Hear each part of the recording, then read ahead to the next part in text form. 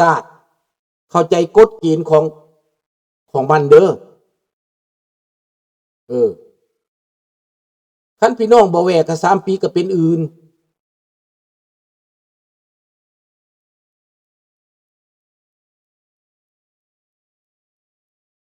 ข่อยไปเชียงใหม่น่ะเขาเว้าลาวเบิด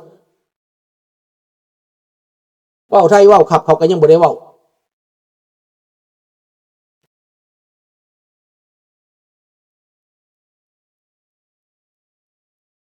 ดังนั้นบ่ต้องห่วงดอกเรื่องนี้ภาษานั่นน่ะ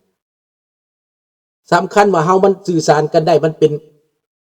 นตระกูลเดียวกัน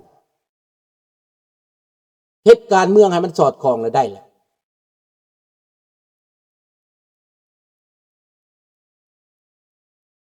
ก็ยังว่าอำนาจมืดน้อมจอนคนลาวยังนอนบ่ตื่นเดี๋ยวนี้น่ะ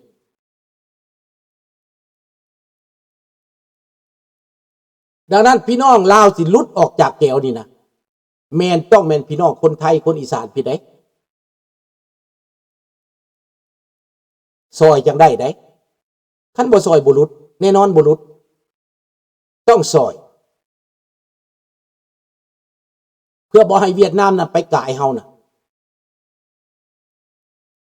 พี่น้องคนไทยก็สิฮ้องว้ายๆว่าย่านเวียดนามกายเวียดนามอยากสร้างทางรถไฟตกลงกันกับเยอรมันสร้างทางรถไฟใหม่หมดเป็นระไว้ก็ไว้สูงตกลงกันแล้ว60,000 ล้านท้ายสุดมา8 วันผ่านมานี้ล้มเลิกล้มเหลวไปเบิดเพราะบริษัทของเวียดนามรัฐบาลเวียดนามบ่มีเงินบริษัทเยอรมันตกลงกันไปแล้วเซ็นสัญญากันเบิดแล้วแต่ว่าไปบ่รอดมีแต่บริษัทเยอรมันอันเดียวเพราะว่าถ้าเวียดนามเพิ่นอยากให้คือกับเยอรมันมาลงทุนผู้เดียวหั่นนะเยอรมันเขาก็ฮู้การเมืองของเจ้าบ่แน่นอนเขาย่านเกิดสงครามเขาย่านความเสี่ยงเยอรมันก็เลยถอยบ่มีผู้ร่วมมือเวียดนามฝันข้างไปอีกส่วนประเทศไทยน่ะเฮ็ดไปแล้วแต่เป็นบริษัทของจีนคุณภาพส่ำใดก็ยังบ่ทันฮู้อันเฮ็ดว่าขัวลมล้นทับคนมันเป็นหยังอันนั้นมันเรื่องหยังอีกมาทับคนตายน่ะลุงก็บ่ได้เบิ่งเนาะ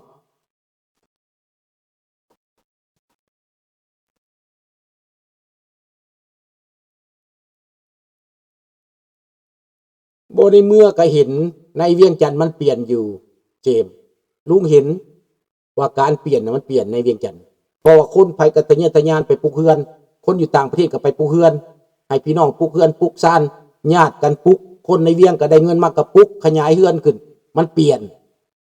แต่มันบ่ได้เปลี่ยนเรื่องโครงสร้างมันบ่ได้เปลี่ยนเรื่องการปกครองคันบ่เปลี่ยนเรื่องการปกครองลุงถือว่าบ่ได้เปลี่ยน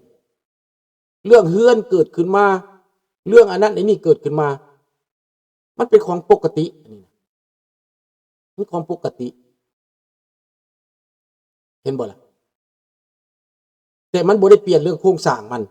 ยังเป็นระบบคอมมิวนิสต์ยังเป็นระบบปกครองไว้นี่เฮาบ่ได้มีความภูมิใจในการเปลี่ยนแบบนี้ได้เกม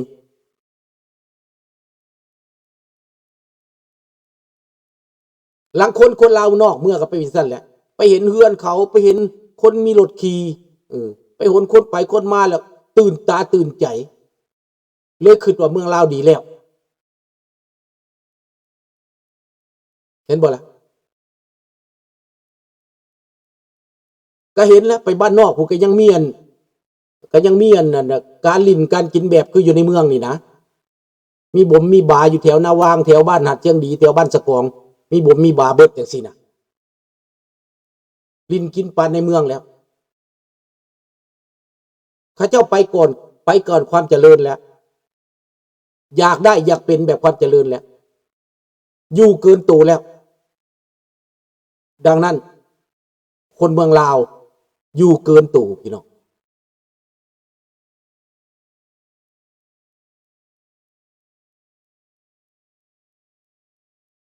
กลับแต่พวกผู้เฒ่า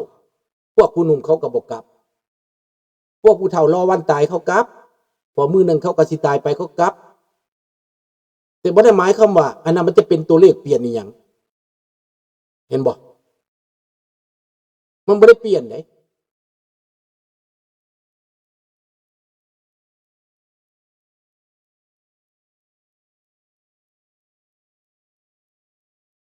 เขาสิเปลี่ยนไปเฮ็ดหยังก็มันก็บ่ได้มีมันบ่ได้มีหยังตื่นเต้นสำหรับเฮานะเจมส์เห็นบ่ล่ะเขาสิเอาหยังไปเป็นหยังเฮาก็บ่ได้ตื่นเต้นอีหยังเพราะมันบ่ได้ให้ความเจริญอยู่ในหันความเจริญคือการเปลี่ยนความคิดเปลี่ยนความเข้าใจให้ทุกคนมีสิทธิ์มีเสียงให้ทุกคนมีการร่วมมือในการเลือกตั้งให้ทุกคนมีโอกาสเข้าถึงอำนาจเหมือนในประเทศเขาเป็นให้จับไปเบิ่งไหมว่าเป็นประเทศโปแลนด์จากคอมมิวนิสต์มาเป็นประชาธิปไตยเขาดีจากประเทศยุโรปเขามาเป็นประชาธิปไตยเขาดีเบิดประเทศเล็กๆน้อยๆก็เจริญเบิดลาตเวียลิทัวเนียเขาเจริญเบิดมันไม่หมายความว่าต้องเป็นประเทศใหญ่อย่างเจริญน้อยก็สมน้อยเขาเจริญเบิดเปลี่ยนออกจากคอมมิวนิสต์แล้วเจริญเบิดคิวบานี่นะมีทรัพยากรตั้งหลายภัยมากแต่เป็นอย่างจะยากจนเพราะว่ามันเป็นคอมมิวนิสต์เป็นเผด็จการเวเนซุเอลาเป็นอย่างเป็นประเทศที่มีทุกอย่างน้ำมันก็มียังก็มีสภาพอากาศก็ดีแต่เป็นอย่างจะเป็นคอมมิวนิสต์เป็นอย่างจะเป็นเผด็จการคอมมิวนิสต์สายจัดคันเปลี่ยนไปแบบนี้นะต่อไปอีโบพอต่อได้ปีก็สิเห็นความเจริญคือบ้าก็สิเห็นเจริญถ้าเปลี่ยนนี่นะ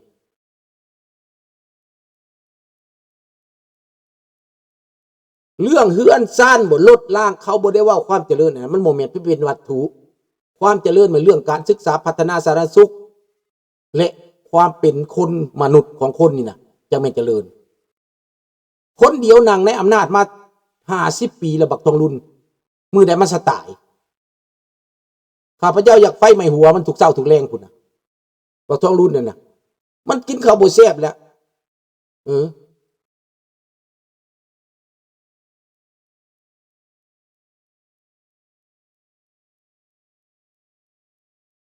แน่นอนแหละคิวบาเปลี่ยนแน่นอนเดี๋ยวนี้ดิ้นเลยนะคิวบาสักงักแล้วนะคิวบาเปลี่ยนไปลาวมันสิอยู่ได้บ่อยู่ได้เพื่อว่าเลยต้องเตรียมการลุงก็ยังบอกเลยดิอเมริกาเข้าเขมรรวมมือกับไทยรวมมือกับภูมิภาคแล้วมันสิเปลี่ยนไปมันสิบ่ได้เป็นสงครามกันดอกในหันน่ะเพียงแต่คนลาวต้องเตรียมการเปลี่ยน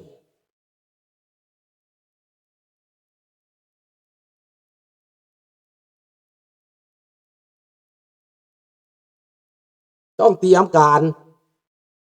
เตรียมใจ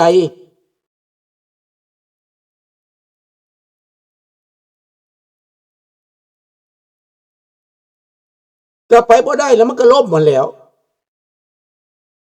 อเมริกามาเนี่ยแม้มาเข้าเขมรปั๊บนะล่มโลดลาวนะเตรียมพร้อมโลดจักสิฮอดพุ่นหรือบ่เลยเด้อจักสิฮอดพุ่นหรือบ่แต่ก็ว่าคนลาวต้องเข้าใจไว้อย่าเมาแต่ลิ้นแต่กินหลายเท่านั้นซื่อๆลุงบอกนะสำหรับลุงนี่ก็เว้าเบิดแล้วเฮ็ดเบิดแล้วทำเบิดแล้วแหละพวกเจ้าก็ยังยากสิเข้าใจอันลูกหลานก็ได้เบิดประเทศเข้าใจแล้วมันก็เปลี่ยนแล้วมันยังก็ได้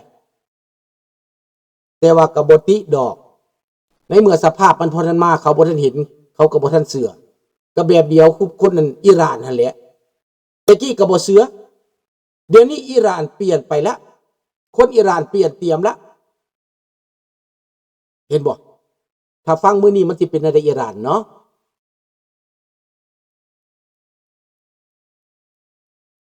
ดังนั้นลูกหลานอยู่ในประเทศเตรียมใจให้รับผู้บรรยากาศใหม่เตรียมใจรอท่าโอกาสใหม่ฝึกฝนตัวเองไว้เรื่องภาษาเรื่องวิชาการเรื่องความรู้นี่นะมันมาแต่ใสความรู้มันมาจากการแสวงหาเด้ความรู้มันมาจากการเปิดใจเด้คือบ่ลุงคนบ้านนอกนะเขาดูถูกเหยียดหยามเด้สบายดีเด้อจิ ก็เขาสิจัดการเผด็จการศาสนาแหละลุง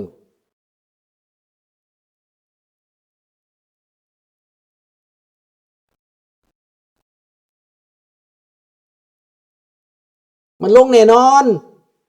ขั้นต่อไปไม่นานลงแล้วแม่นพวกเจ้าเบิดทุกคนบักใดเอาขึ้นสักลงมันเอาขึ้นแล้วสักลงตัดเสื้อมันลงขอบใจเด้ออามิโกเด้อ thank you ได้กาแฟ2 จอกละมื้อนี้น่ะขอบอกขอบใจหลายๆอยู่มันควันยืนเด้ออยู่ดีมีแฮงให้โชคให้ลาภให้ร่ำให้รวยเด้อโอ้มื้อนี้ไข่คือสิเซาล้นแหละได้กาแฟ2 จอกแล้ว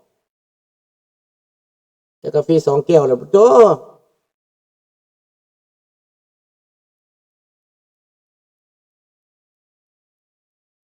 ให้เข้าใจเอาละบ่ต้องได้เว้าหลายให้เตรียมการไว้เบิด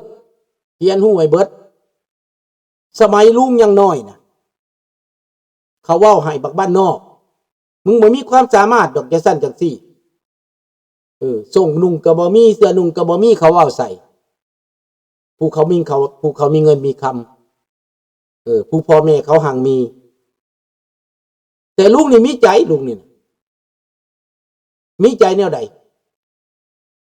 เขาเว้านี่มันคือยากำลังใจเฮาได้ไปเข้าโรงเรียนโลดอายุ10 ปีไปเข้าโรงเรียนได้เข้า10 ปีได้ตัดส่งหัวหูดเอาส่งจุบหมอสลิปก็บ่มีอายุ10 ปีบ่มีสลิปต้องสอดหัด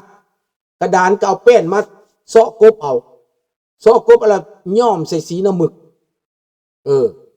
ย้อมใส่สีนั่นนะอามิโกแป้นนั่นไม่เปื่อยนี่เอามาย้อมใส่ขี้ทันลูกไฟสายทับออกมาเลยเอาลูกไฟสายทาให้มันดำแล้วก็ไปอบน้ำมันให้มันไหลเข่ามันซึมเข่าแล้วก็มาเสร็จแล้วก็มาล่างตากแดดถือไปโรงเรียนมีกระดานอันเดียวและแป้นแผ่นเดียวนั่นแหละนายครูผมมาอย่างไปจอบอยู่ในประตูเขาน้อยจะเข้าโรงเรียนเอ้ามึงสิเรียนได้บ่ได้ใหญ่กว่าหมู่เด้10 ปีพวกนั้นมีแต่5 ปี6 ปีเฮา10 ปีเข้าป.1 ปีเดียวตะเลิดขึ้นฮอดป.2 ตะเลิดขึ้นฮอดป.3 ปีเดียวขึ้นฮอด3 ห้องเห็นบ่เพราะว่ามันใหญ่แล้วได้10 ปีแล้วนับได้แล้วนับฮอดหมื่นฮอดพันแล้วมันขึ้นกับความพยายามเบิดนั่นแหละตกเข้าไปป.3 อ่านปึ้มบักลีได้เบิดล่ะแอนเหลืออาลาอินลีนี่ไปเบิดแหละขึ้นไปป.4 แจกแวกฝรั่งเศสนี่นะ8,000 แวกเกือบได้ถูกหน้าจบป.6 เซ็งได้ที่ 1คนบ้านนอกแต่ก็มีอุปสรรคบ่สุดแต่มันมีอุปสรรค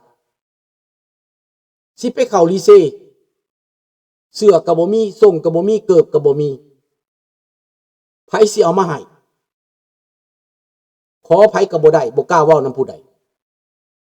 สิขายให้ขายหน้ามาให้บ่ก็บ่มีไปเห็นเกิบเก่าทหารอันหนึ่งเขาถิ่มไว้อยู่ในป่าไปเอามาแล้วก็ไปจ้างเขาเฮ็ดตัดให้ตัดเป็นเกิบอุซิกเพราะว่าเขาลิเซต้องใส่เกิบอุซิกไปซื้อแพะอยู่เมืองไทยมาขายไก่3 ตู่ได้แพะกามะหยี่มาบ่แม่นแพะกามะหยี่แพะหยังแพะกากีนะกามะหยี่แหละเขาฮอกตัดเป็นสุกนะได้รองเท้าได้เกิบไปส่งแล้วเสื้อบัดนี้เสื้อขาวไปตัดอยู่ในบ้านลุงแพงเราตัดให้2 ตู่งามเราตัดให้ก็ได้แขนยาวกับแขนสั้นไปเข้าลีเซเสื้อ2 ตู่เบิดปีมาคอมันขาด